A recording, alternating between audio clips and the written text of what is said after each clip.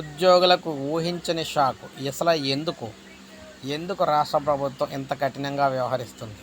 9 గంటల 15 నిమిషాలకు ఆఫీస్కు రావాల్సిందే అంటూ అల్టిమేటం జారీ. సమయపాలన పాటించకపోతే వేతనంలో కోత. విధులకు ఆలస్యంగా వచ్చే వారిపై కఠిన చర్యలు.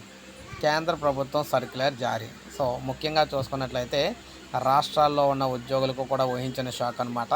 సో కేంద్రం సంచలన సర్క్యులర్ అయితే జారీ చేసింది ఉద్యోగులకు సంబంధించి.